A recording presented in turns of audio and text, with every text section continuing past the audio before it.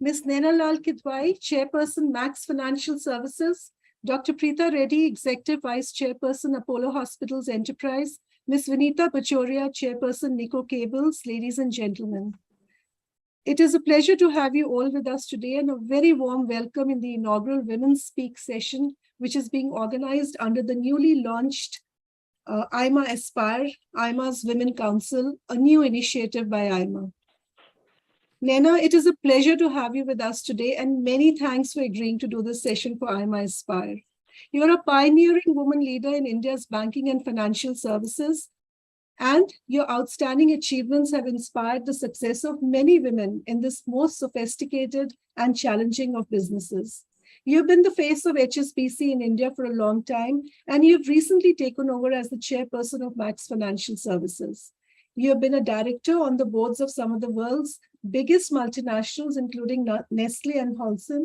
You're also, if I'm not mistaken, the first Indian woman graduate of the Harvard Business School. I think Vinita just told us that. Earlier this year, HBS has awarded you its highest alumni honor, the Alumni Achievement Award, which is given for the impact one makes on business and society. Earlier, you had been awarded a Padma Shri by the Government of India for your contribution to trade and industry in the country. While you remain an active business leader, you have done outstanding work in the social development area in recent years. You founded the India Sanitation Coalition, and you're involved with EQT, a purpose-driven global investment organization.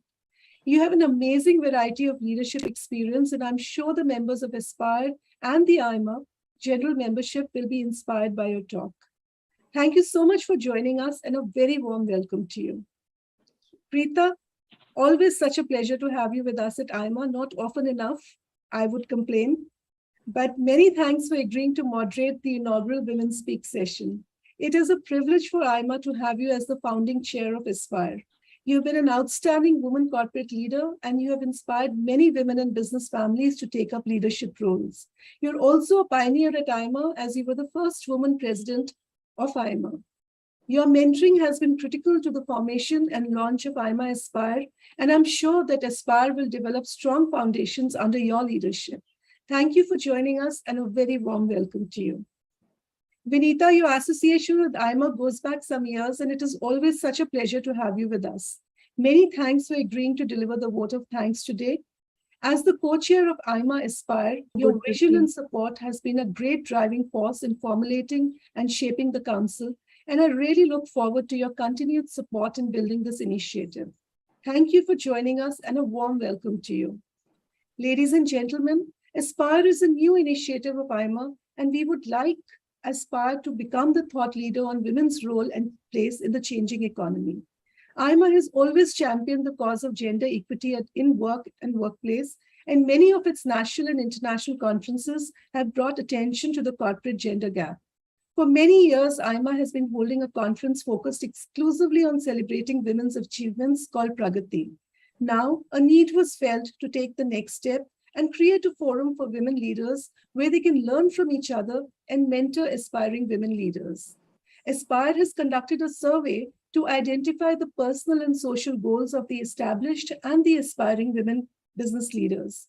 The pointers that emerged from the survey include women's opportunities and capabilities to rise to the leadership roles, entrepreneurship, financial and technological know-how, upskilling and reskilling, and enhancing the scope of work for women. AIMA Aspire would undertake initiatives in these identified priority areas for women and continuously adjust focus as circumstances require. I'm confident that under the leadership of a chairperson, Preeta Reddy, and co-chair Vinita Bajoria, Aspire will fulfill its purpose, supported by a wonderful group of amazing ladies who form the core committee. With these words, it is my pleasure to invite Dr. Preeta Reddy, Chairman Aspire, to conduct the session. Over to you, Preeta. Rekha, thank you so much. It's, as always, a pleasure to be part of AIMA and to be amongst friends. Naina, Vinita, thank you for being there. And Vinita, you've done most of the work of being chair, so I really appreciate that. What do I say about Naina? I've watched, admired, and seen some of the amazing things you've been doing in your life's journey. Apart from being a friend, I think you have really been an inspiration to many women across the globe, not just India, but across the globe. And it's a privilege to have you on one of the first launches of what Aspire is doing. Aspire started definitely with great aspirations, lofty goals, but I think small steps really have to get started to take us to the level which we want to be. And Preeta, let me say what an honor it is to share a platform with you. You are such an icon, a beacon for so many, and to congratulate AIMA for starting this amazing initiative through Aspire. Delighted to be part of this. Thank you. And we have some wonderful, very young people who are really part of this, and I'd like to acknowledge them. There's Vinita, who's co-chair, there's Pallavi, there's Pavitra Singh, there's Anusha Shetty, there's Aarti, there's Madhvika Bajoria, Vishali Dongri, Bindu Subramaniam, a whole lot of youngsters who really are raring to go. Who have done amazing work in their own fields, in their own enterprises. And I remember we had an interactive session about what Aspire has to aspire to be. And they came up with some amazing ideas. And everybody was unanimous when they said that we really want Naina on this program, because you really, while you have come from one of the most illustrious business houses in the country, you have done it by yourself, whether it's with Grinleys or JP Morgan, HSBC. We know each avatar of yours because we've really watched and tracked it for a long time. And I think the book and your focus on now the environment has been really key and vital to the way the globe, for the environment, for the globe, for really the way businesses have to think and run. We are from the Apollo Group have invested a lot in our ESG enterprise, just the way which we want to do. But I love the way you call it survivor sync, an action for sanitation, background. How do people even think through this whole thing about financing their goals, financing their agenda for the world? And I think you've done that brilliantly. And I am hoping that, while we do talk about gender, while we talk about women, we talk about businesses, the fact that all of us will focus more on being responsible on the ESG factor will really make that gap much narrower, because it's really about doing a business right. It's about contributing back to society, and it doesn't really matter, your gender doesn't matter. And getting back on the topic of COVID, I think we really learned a lot. And from a very amusing perspective, people had their designations. I'm not a doctor, but people keep calling me doctor, so I do have a doctorate. Having said that, when you're behind a PPE, gender doesn't even matter. And when you're wearing a mask, it doesn't matter even more. And I think that's what COVID taught all of us, that, you have to literally be there in the trenches, you have to be frontline workers, and you have to do what you have to do with an extreme sense of focus. And that happened to all of us as we went along. And we said that, let's just do what we have to do, and to do it extremely well.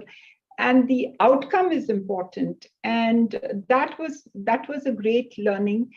And for most women who worked during the COVID situation, I think, they just came out in flying colors, whether it was clinicians, doctors, frontline workers. And that is probably a lesson for people all over, all across, because it's not really about healthcare. But I think women in particular needed to rebuild their lives, rebuild their careers. They learned a new strategy about managing work, the house, and the children's education, because they did get that option of working from home. And now the fantastic models which have come up, where people can really contribute, women can work, and the location does not matter as much. So, we're really saving so much of timing in commuting. We're saving so much of time in multiple other factors. And the women are actually able to do so much more and perform better. So I think in a way, this COVID, while it has been a terrible time for most people, small businesses had to shut down.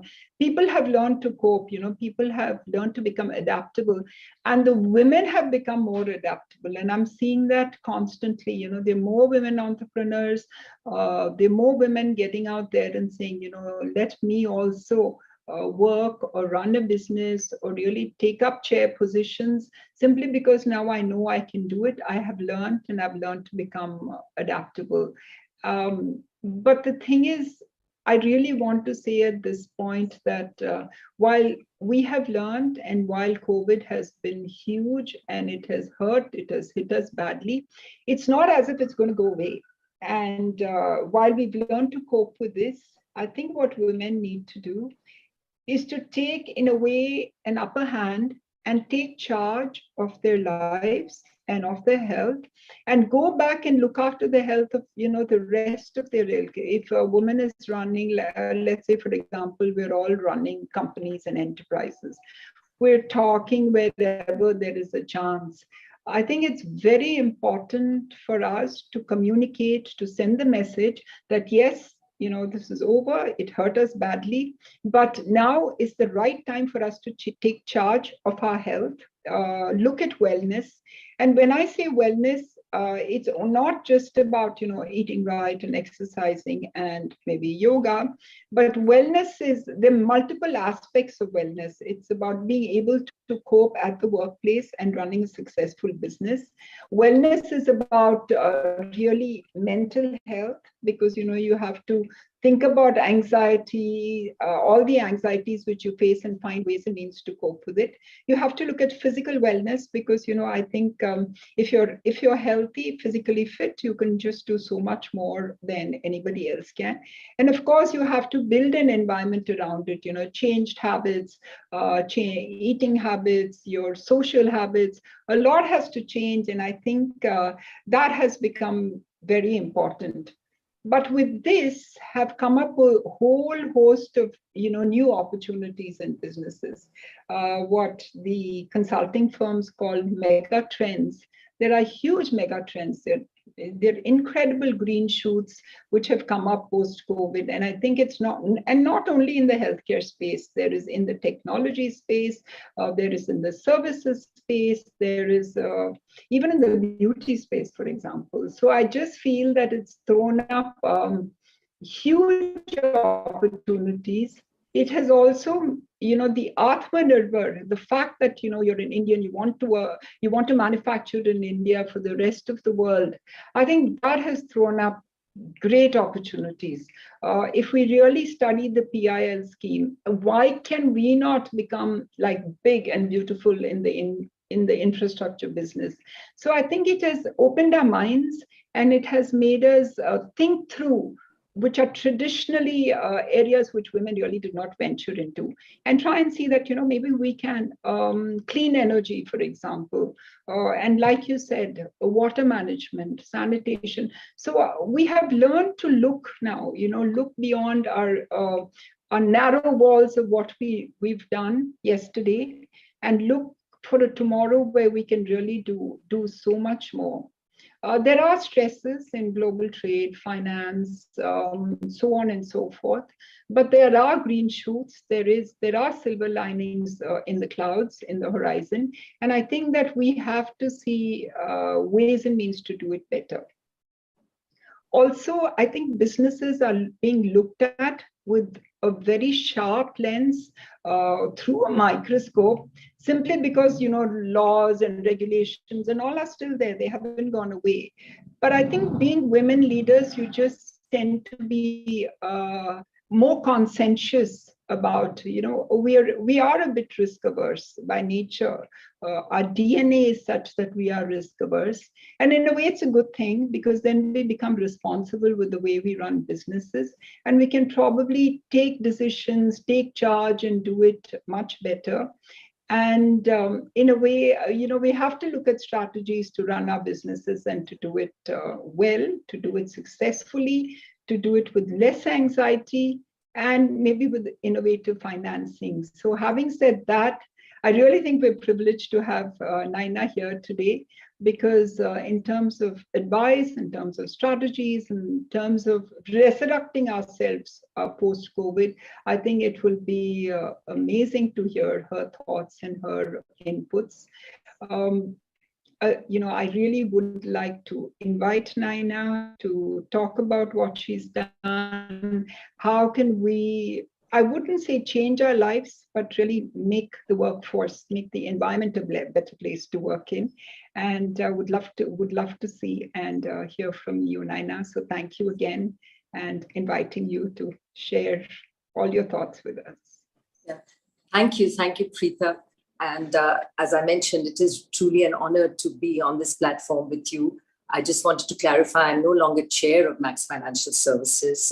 I've finished my time and role there. I do continue an engagement in the financial services sector through my role as senior advisor at Rothschild and at Advent Private Equity, and also at the European private equity firm EQT, but not Max Financial Services anymore. So, you've talked and very, very insightfully on the post-COVID environment, Preetha.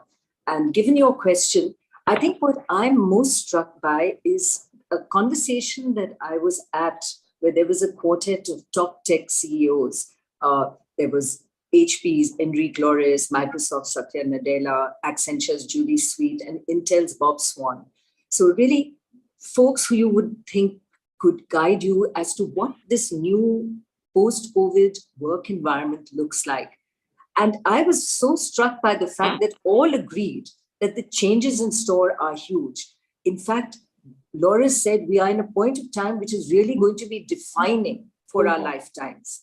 And the most unprecedented situation, a massive experiment at scale, is what Nadella said. And the largest behavioral change at any one time in history, said Sweet. So we are in that point of time where there is a whole redefining of the role of corporates, of us as women in that sector, and of technology.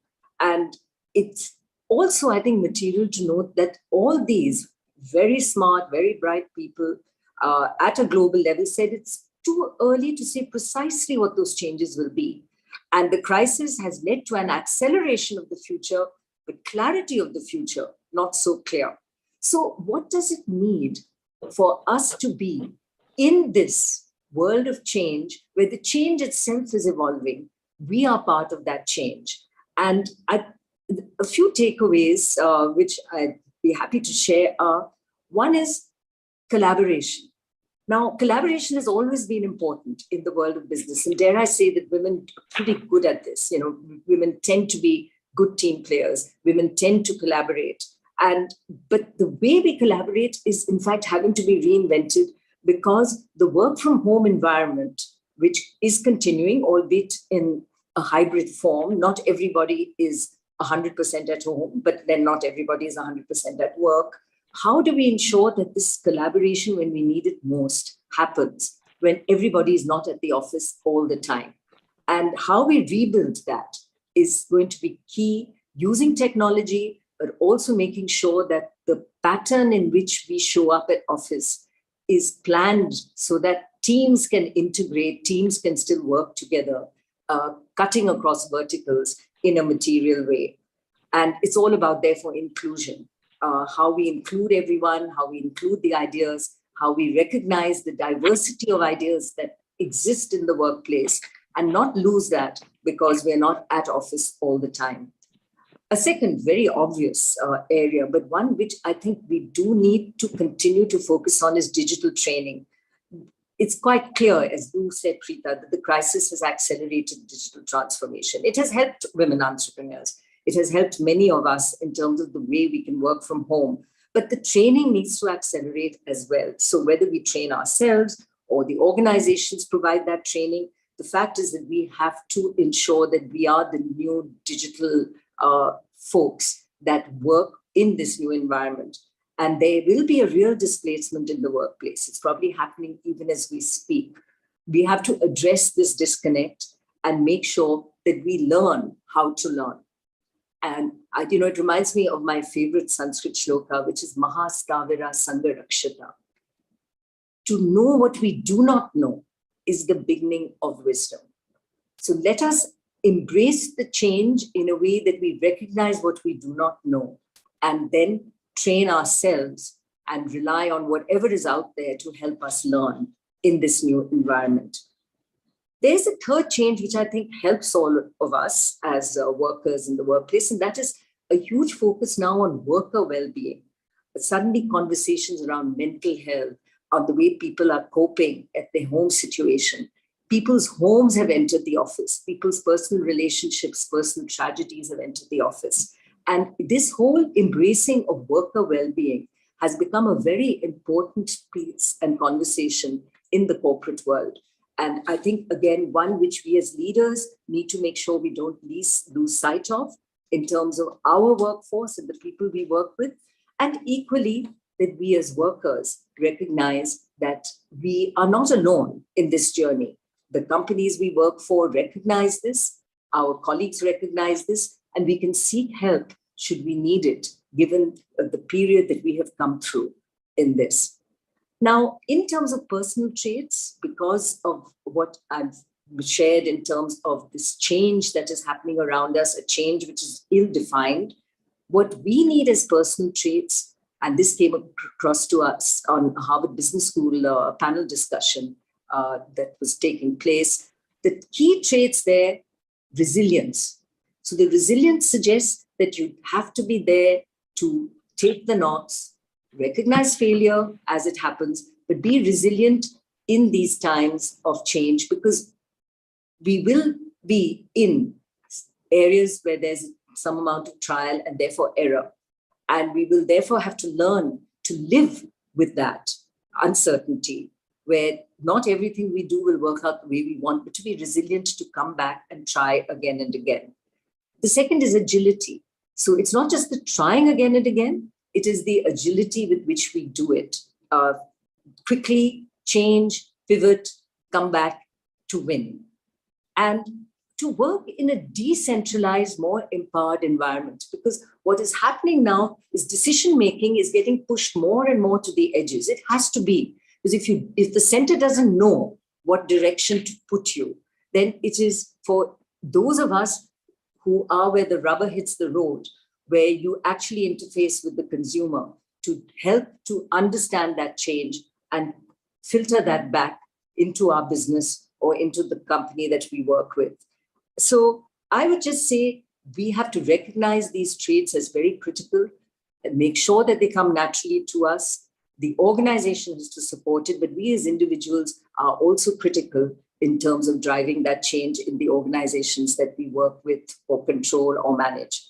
And lastly, I would just say customer centricity. At the end of the day, it's been there for the last 100 years as the reason why corporates exist, why businesses exist, why entrepreneurs exist. It's become even more critical now. Understand your consumer. Everything you do should be seen through the lens of the consumer, because as we change, we have to recognize that the direction of change has to put the customer at the center at all times. So Preeta, over to you. It's a long-winded answer to your question, but there it is.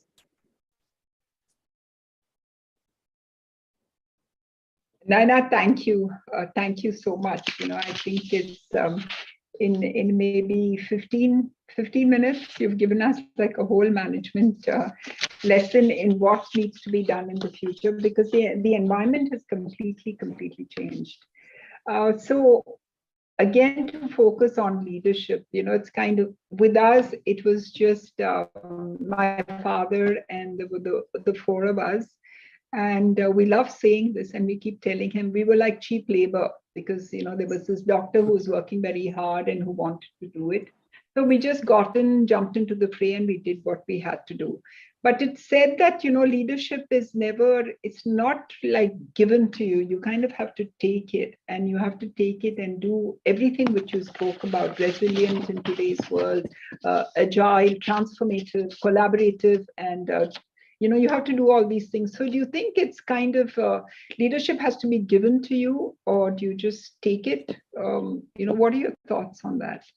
I mean, it's not always given to you. So taking it is sometimes critical, in that not hesitate when you spot an opportunity. You can take leadership in a room without being the person who's convening it, simply by your presence and by not the volume of your contribution, but the sheer intellect that you bring into that room, the presence and the intellect, the ideas you bring. So leadership is something that I think we all actually have inherent in us by what we bring in terms of ideas into a room.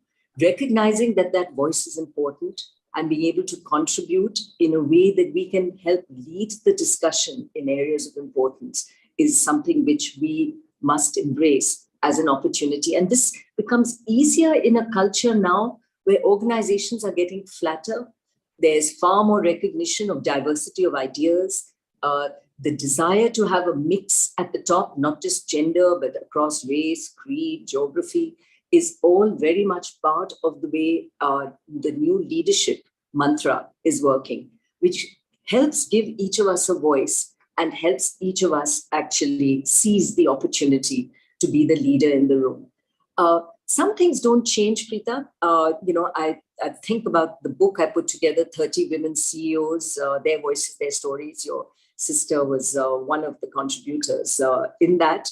And Sangeeta, indeed. And therefore, what I would just highlight is the common points that came up through the women who contributed to that book were that ambition is not necessarily bad. I think, we have grown up in a society where women are seen as aggressive if they're ambitious, aggressive if they push too hard, even if they push at the same level as a male colleague. I think the recognition here is that ambition is not bad. We should not be afraid to dream big, to drive ourselves to seize that leadership role when we see it. And in fact, to create that leadership role for ourselves by the way we plan our careers. So ambition, an important aspect, but along with that, humility. It was interesting how many of the women all talked of humility as a hallmark of success. And I think the humility shows itself not just in the way we conduct ourselves, but also in the humility of understanding what we do not know. And by doing that, we create teams around us that tick the boxes in all the areas we are less than perfect in, which are many, many, right? And we are able to therefore convene the best team around us by recognizing the things that we do not know and that we could have the best talent around us.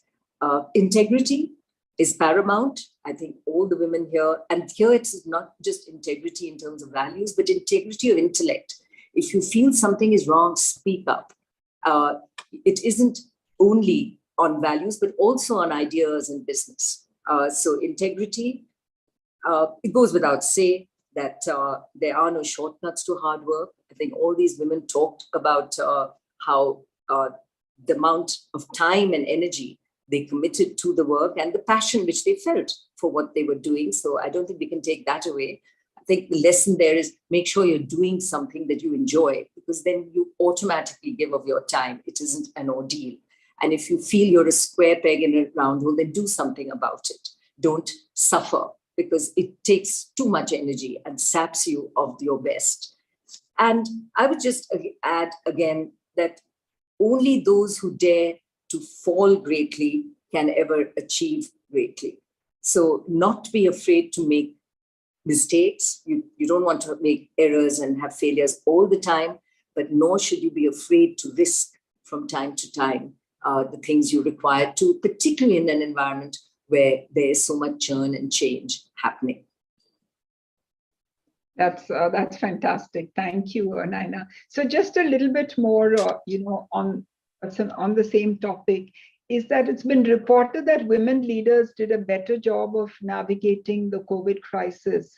Do you really think so, or was COVID very gender agnostic and it didn't have to be women leaders? What are your thoughts on that?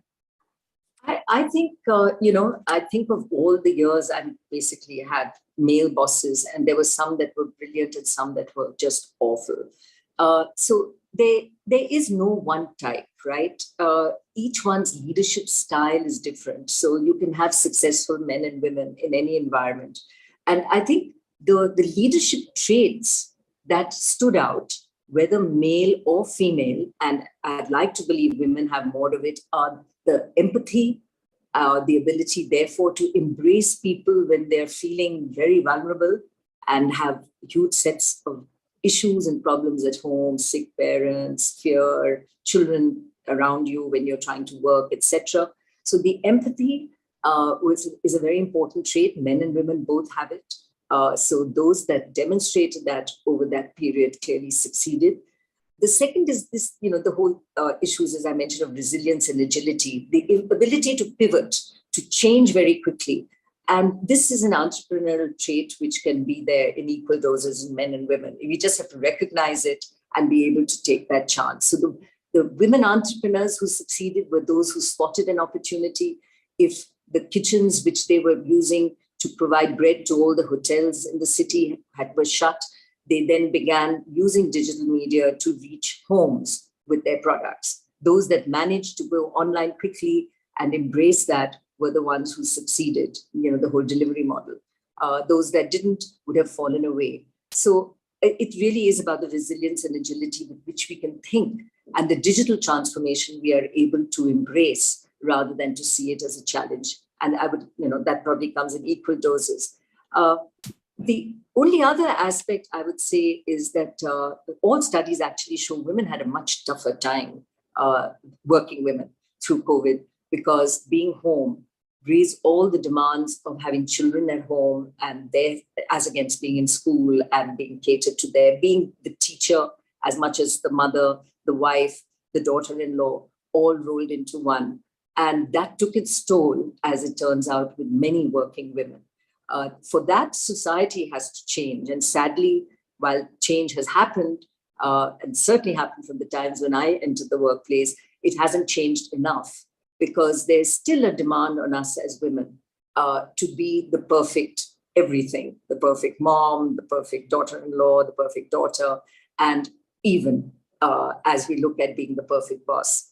And it is a reconciliation of those roles which still remains a big issue. I always see this as the crystal balls of work and the crystal ball of home. Both are crystal balls. We don't want either to drop. If they drop, they shatter.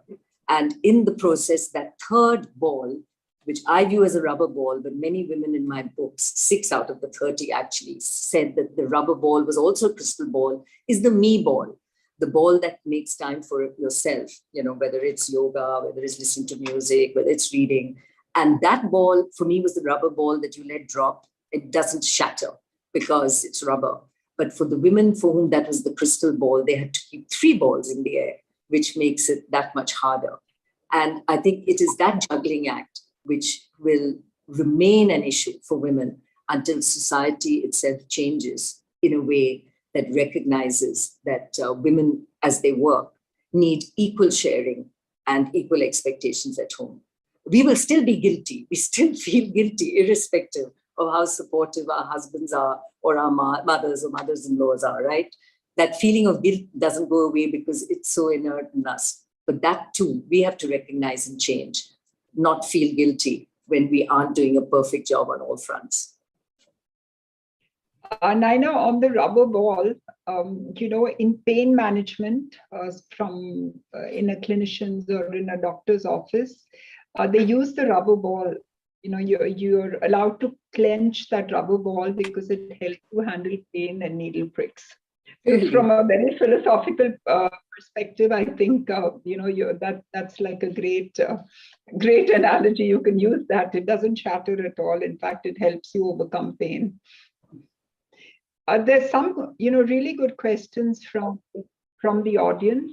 There's one from Priya Bansali, and she says many companies are facing great resignation when it comes to work, even after memos are being issued to employees and people are not reporting back. The large MNCs are being faced with this. So how do we handle this?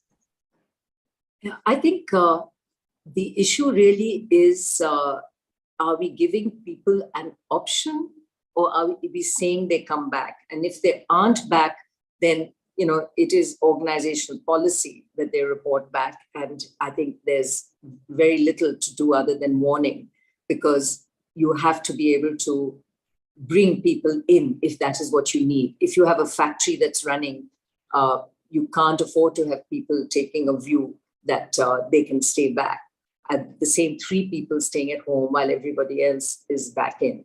So it does depend on situation to situation. There may be some very real situations. For key employees, if they aren't being able to come back, to understand why.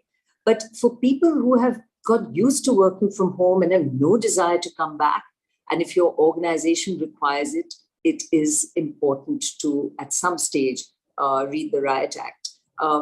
Many of the companies I work with, and in fact, some of the global ones, did it through a survey. They did a survey across the world of employees and what they would like.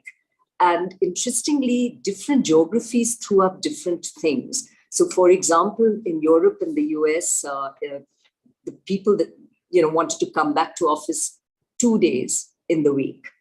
And in Asia, it was 3 days in the week, come back into office. So you also get these sort of geographic mixes of what people would like to do.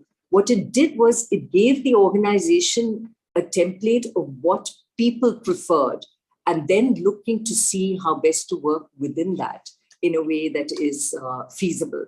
But, sometimes you are in a job which requires you to be in the office. Am I audible? Yes. There's some disturbance, but we're sorting that out. Please go ahead, Naina. Yeah. So I think my answer to that is you have to evaluate each situation, but the organization is paramount. And if a person does not fit into the plan the organization has after it has informed itself properly, it shouldn't just be that the boss says, oh, everybody has to come back in 5 days. We know for a fact that did not work when JP Morgan actually announced it and then had to reverse the plan. Goldman Sachs announced it, also had to reverse the plan. Let's do it in a thoughtful way, bearing in mind what people would like to do. But then when you decide that you have to implement the plan as you have determined it, and you could move people from one department to another if their need is such where you want them to continue with you. They can't continue in that department working from home, and maybe then they have to look at another role within your organization or otherwise outside. Yeah, there's a whole bunch of questions. So I'm going to pick a few. There's Anuja Pandey who says, how should women support other women in their organizations without being graded as feminists? Yeah. I think if at all, there's often criticism that women don't help each other enough. So it's tragedy if we don't.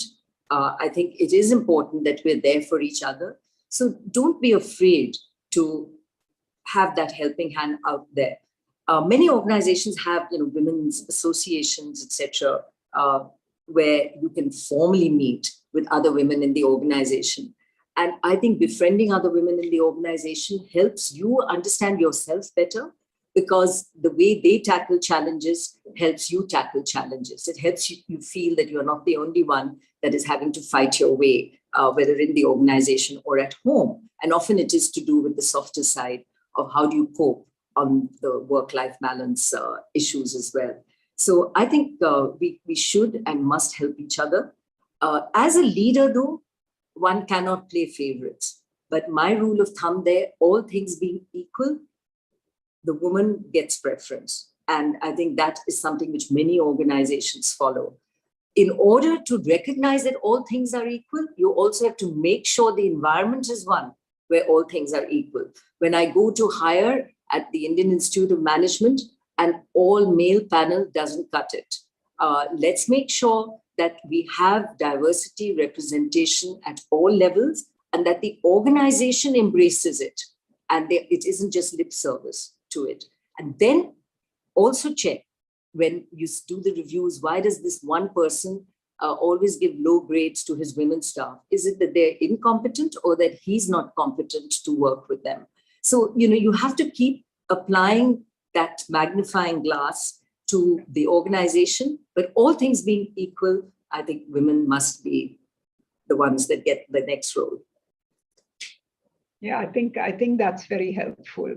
So there's a question from Satakshi Thakur, and it says, it's quite familiar that our mothers have been the torchbearers to guide us about values of sustainability. And you being a leader, what should be our approach for this?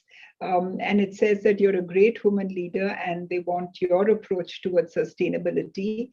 I'm going to add my little bit into it is, why did you also choose sanitation as the focus of your social development work? It keeps coming up when we Google you or of late. There's a lot of focus from you on sanitation. So sustainability, sanitation, the focus on all this, what made you move in that direction? So thank you for that question. My interest in areas to do with environment started almost a decade ago, before it was even fashionable to look at these areas, which now ESG in many ways represents. And it came from my deep love of nature. I think it's no secret. I love my wildlife trips. I really enjoy nature in every form. And it's hard not to, quite honestly. But through that, I was fortunate while working at HSBC to be part of a very new program they started on climate change, even before people were talking about climate change. So this was, almost 12, 13 years ago, 100 million pounds was committed to this space. And I had the opportunity of working with the likes of Dr. Nick Stern from the LSE, our global CEO, led the charge, and to be part of a group that was doing a lot of the thinking behind this. And, I was obviously representing the emerging markets, India in particular. And through that, I learned so much that a lot of what was an emotional something in me began to take form as a much more data-driven understanding of what was required. And I became part of many forums to do with green financing, the first thinkings on the green bond, which was happening at the World Economic Forum, to be part of those groups. So my interest in finance, my interest in environment began to blend together in the whole green financing space. And as a representative of HSBC at the World Economic Forum and on various water forums, I learned about what we needed to do in water. And India was always mentioned in very derogatory terms when it comes to sanitation. We were being viewed as the stink country of the world. And unless India sorts out open defecation, the world's statistics on this will remain, just dreadful. And every time these conversations would happen, I would feel like I wanted to hide, often as the only Indian in the room, hearing some of this. And I was determined to do something about it. Hence, the setting up of the India Sanitation Coalition with my husband, which predated Prime Minister Modi's Swachh Bharat mission by about 6 months. So we were just so lucky that we had picked an area where suddenly we have a prime minister who is shouting from the rooftops, from the ramparts of the Red Fort about how this is so important. And that journey has therefore been a very fulfilling one, because we were important partners to everything that government set out to achieve. And dare I say, has achieved huge success. Often this will go down in the annals of history as one of the biggest behavior change exercises ever in the world achieved by our country. And also the provision of infrastructure, the fact that 97% of people have access to toilets. However, we have a long way to go to ensure people use the toilets, how we treat the shit, and indeed how we recover water and resources from treated sewage. So those are the journeys which I work on even today. Preeta, you're on mute.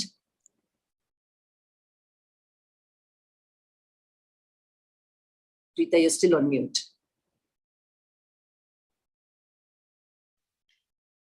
So I said, that really takes a lot of fortitude and courage to be able to take this topic and do something for it.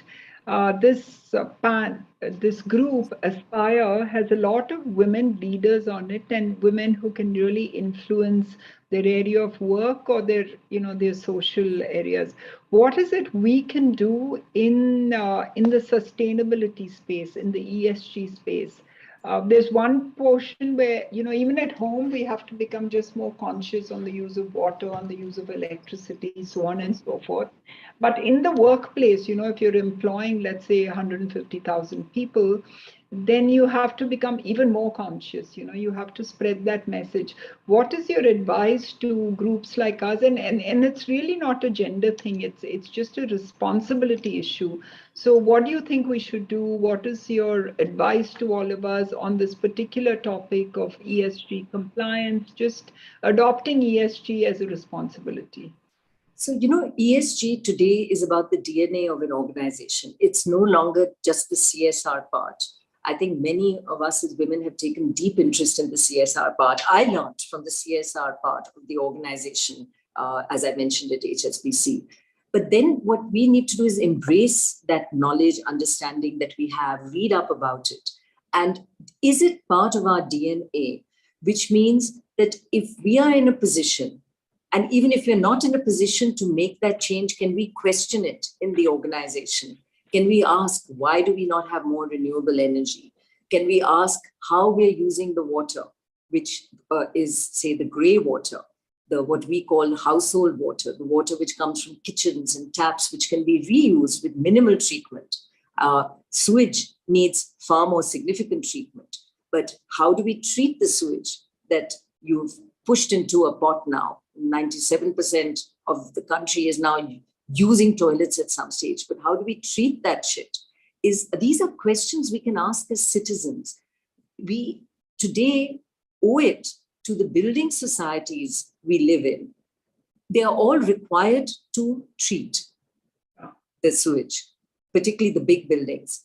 Can we question what our building is doing about it? Because often you'll find that the real estate guys put a nice tick mark and said they put an STP, the sewage treatment facility in. 6 months later, it's not working. So how do we ensure that that is key to the organization? We worry when water doesn't come in our taps in a building. We don't know where the shit goes. So by asking as citizens, by questioning, we make people who should be providing us these services pull up their socks and make sure that it happens.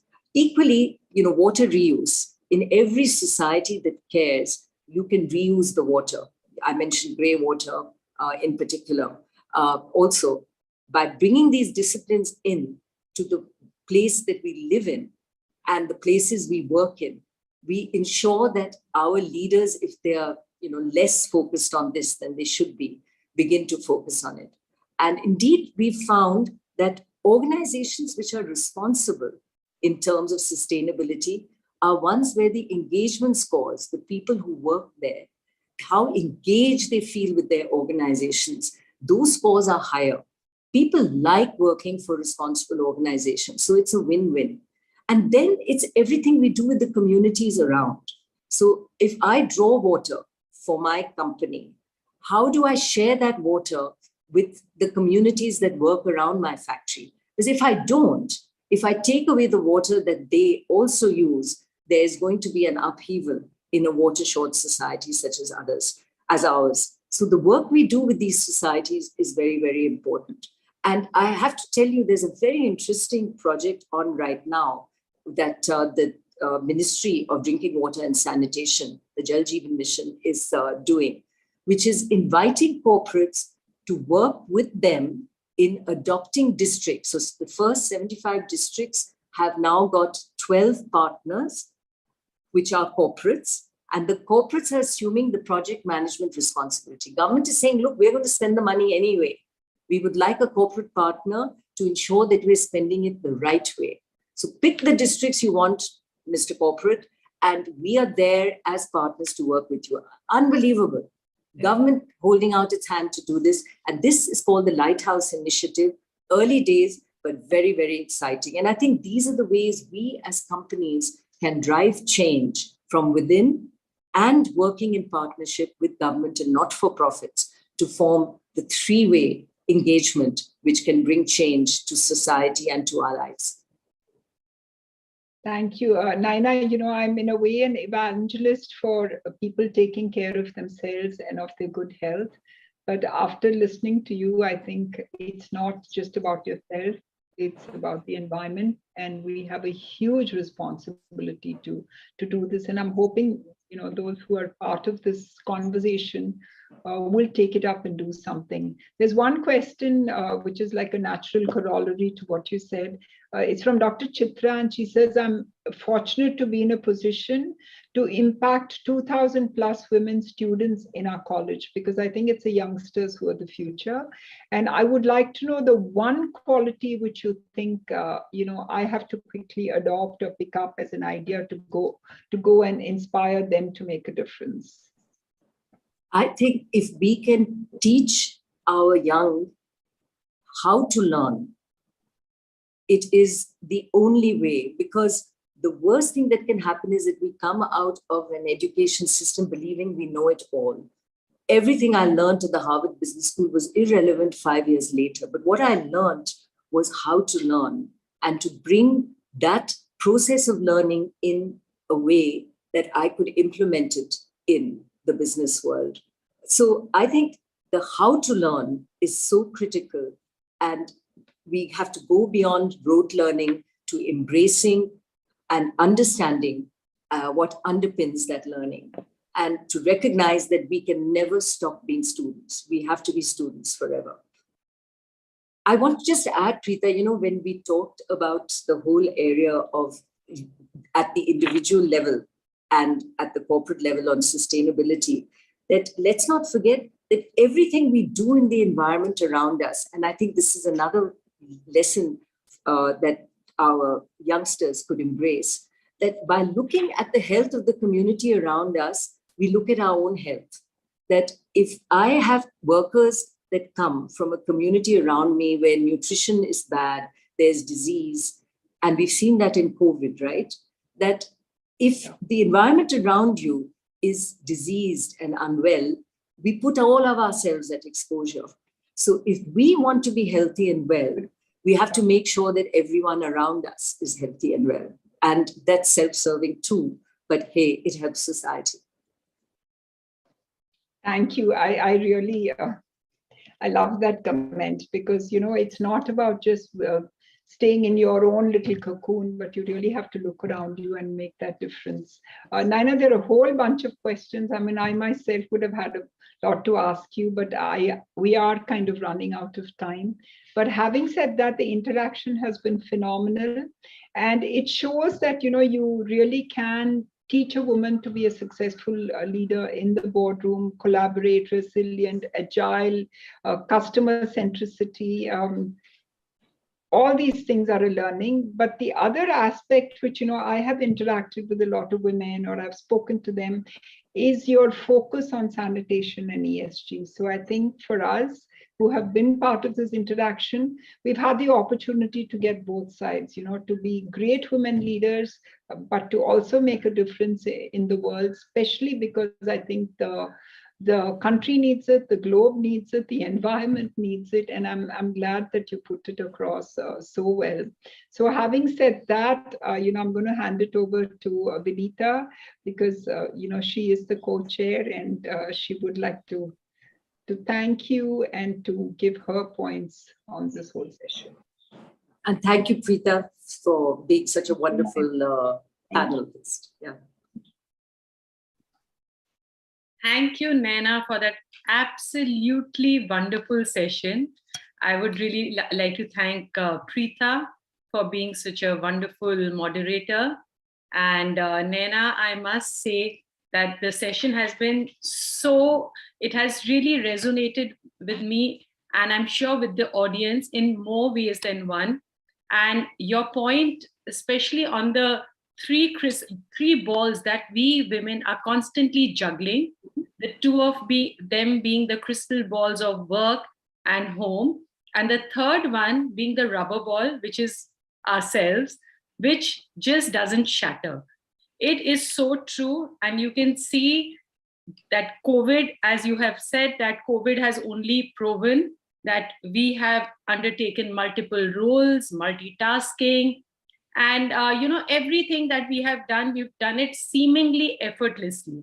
And what you spoke about resilience came across, especially women have exhibited much more resilience during COVID, which is absolutely, as you said, one of the most important traits that we women need to have.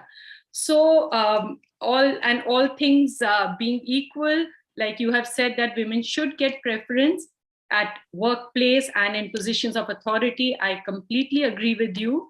And definitely your passion on sustainability issues and about ESG being much more important than CSR, I would totally agree with it.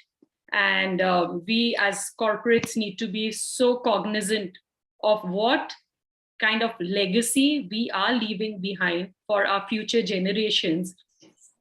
There's simply not enough that we can do. There is so much. And on water, of course, that is the lowest hanging fruit that we often just disregard, but it is so important to see where it's going and how it's being treated. I think all your points, and especially the part that you spoke about, learning how to learn. So we women need to constantly reinvent ourselves and coming back stronger and stronger, which you have proven, Naina, you have actually led by example. And I would just like to end this session by saying that we are so grateful to have you speak about so many important issues at this inaugural session of AIMA Aspire. And I would also like to take this opportunity to thank Rekha, Smita, and the entire AIMA team for putting in so much hard work and putting together this absolutely wonderful, enriching session. Thank you so much, Naina. Thank you so much, Preeta. Thank you.